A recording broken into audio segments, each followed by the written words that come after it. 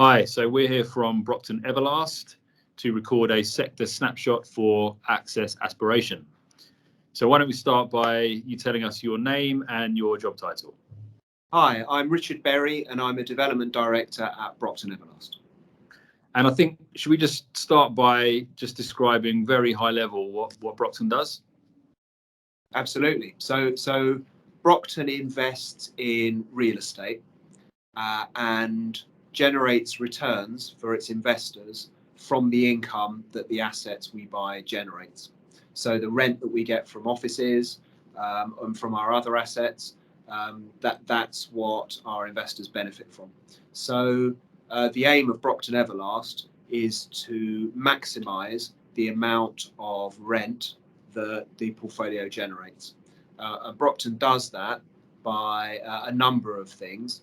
The particular part of the business that I'm interested in is where our assets are redeveloped, and that's the process that I manage for Brockton. So tell us a bit about that. What does your job involve, kind of day to day, a typical day in Richard's life for Brockton? So I'm working on two fairly large projects for Brockton at the moment, one of which is currently on site being constructed, and one of which is still at a much earlier stage in the development cycle and is still going through the planning process. So on a typical day, I will split my time between those two projects. So let's say in the morning, the project that's on site, I will go to site, walk the site with the project director from the contractor who's building the project for us, make sure that things are progressing as quickly as they should.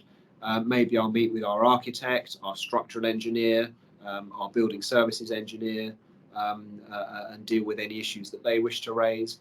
But the process when the project's on site is really making sure that the completed building will meet our expectations of it. So that's half of my day. The other half of my day on the other project that I'm working on that's going through planning is involved with design.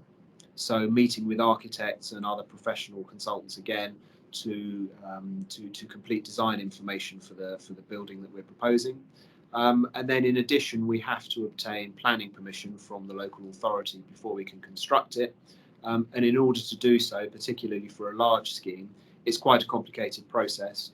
You need to meet a number of people from the local authority, for local residents in surrounding buildings, other landowners whose sites surround your building. And you have to effectively reach an agreement with all of these people so that they're supportive of your scheme, and so that ultimately the local authority gives you the planning permission that you need to build it. So the second scheme is right at the very beginning of the development cycle.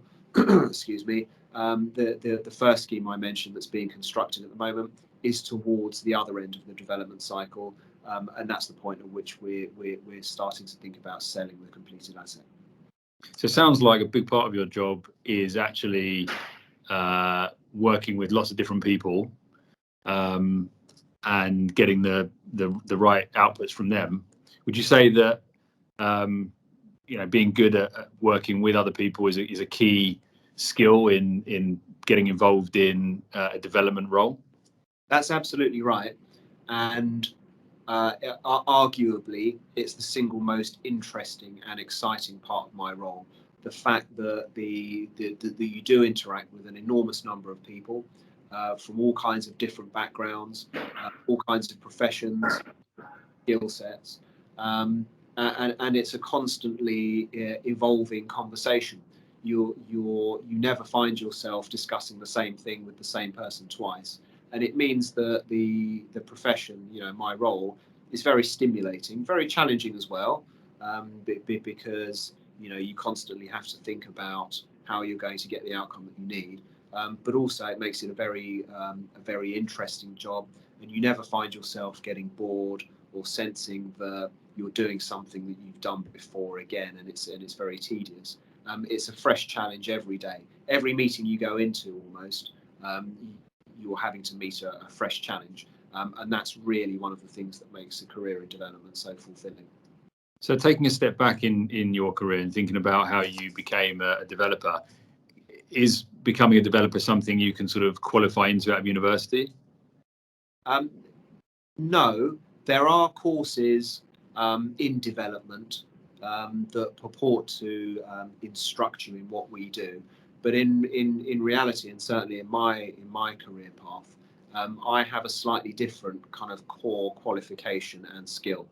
So I studied economics at university, and then I went and trained as a quantity surveyor. Now, a quantity surveyor is someone who is in charge of construction cost. So I spent 10 years working as a quantity surveyor, which is something I thoroughly enjoyed. And that gave me a really good education and a really good understanding of construction, the construction process, the other construction professions, so architecture, structural engineer, services engineer, and how building sites work and how to arrange for construction to take place. So that was my core professional skill for the first 10 years of my career. And then I was fortunate enough to join a development business, and I found that actually my core skill set was a much smaller part of the development cycle, which is exponentially bigger and more challenging and more exciting. So the construction part is an important part of the cycle, but before you get to that, you need to deal, as I mentioned earlier on, with planning, and that's its own set of challenges. And a totally different set of knowledge that you need in order to navigate that. So that's a very exciting bit.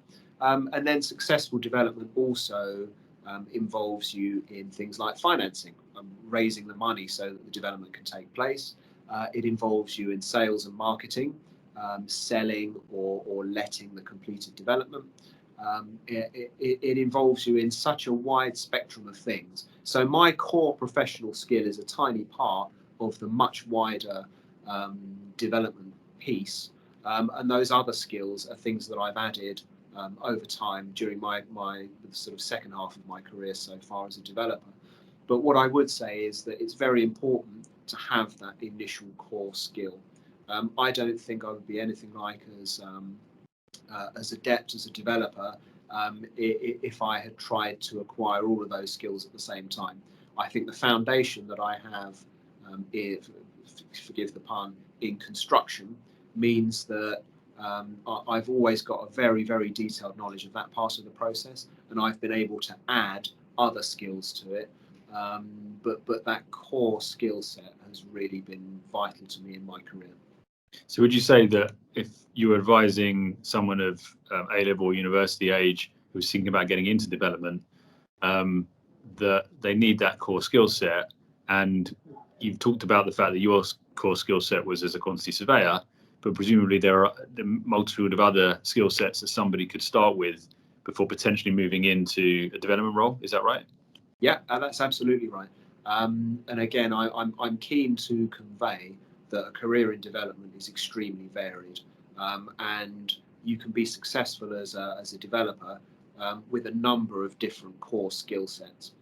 So people come into development from construction-based backgrounds, as I did. People come in from finance-based backgrounds, from legal backgrounds. There are a whole variety of different ways in which you can approach it.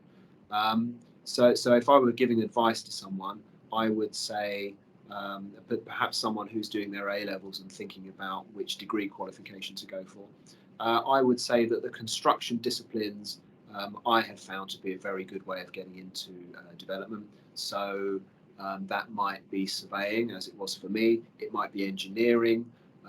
It might be architecture. So that's a good start. But even if you were to do something a bit more general, like an economics degree, I don't think it rules out a career in development. I think it's about acquiring the skills that you need to be successful as a developer, and I don't think there's one particular route that guarantees you success, or which I.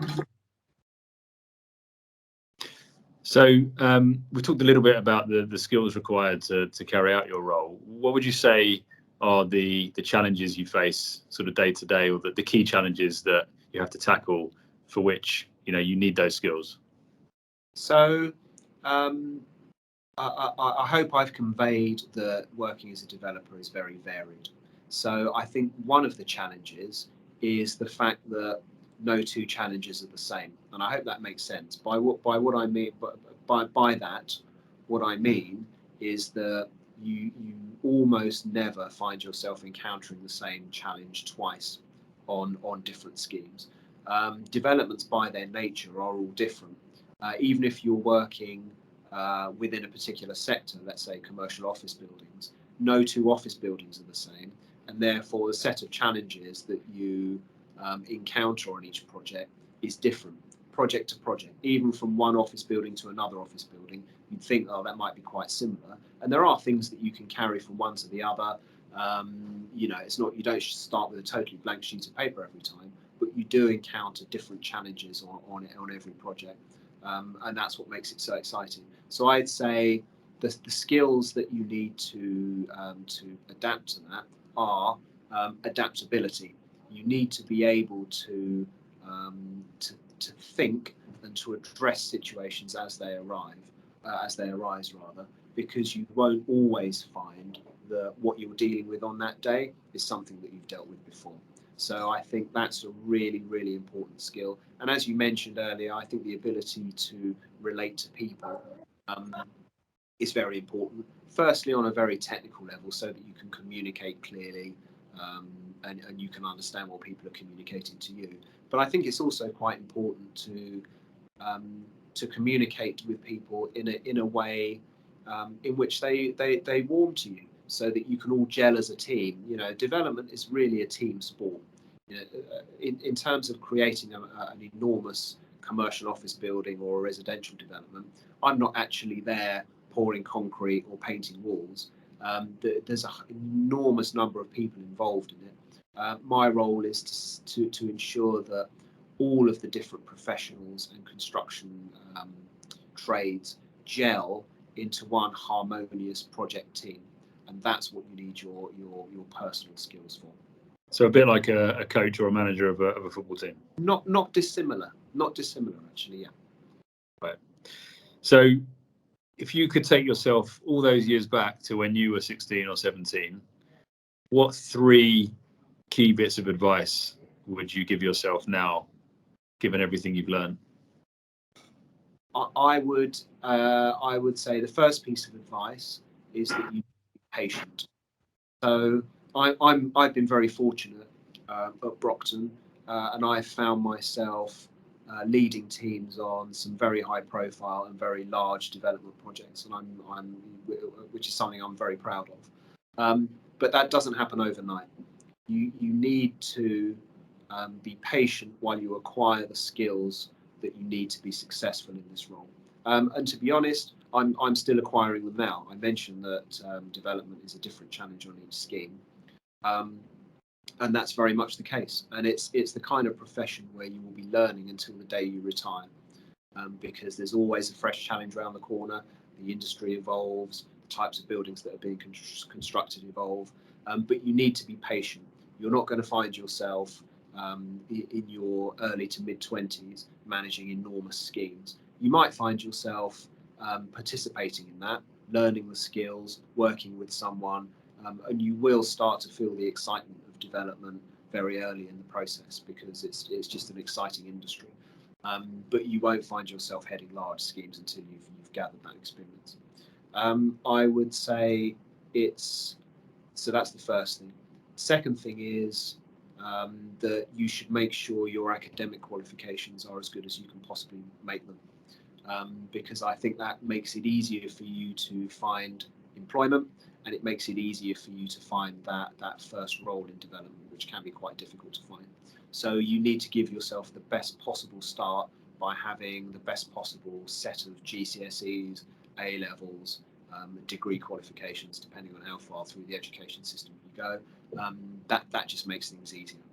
Lastly, I would say that you need to make your maximum effort. You need to devote yourself as much as you possibly can to everything that you do, because you never know in development, or any other career, come to that, but in development in particular, you never know who is watching you at a particular moment in time. And to give you the example, I started my career as a surveyor, as I've already said, notwithstanding the fact that I was always keen to work in development for all the reasons that I've set out about how wonderful a career it is. But I was only able to get my move into development because I was very good as a surveyor.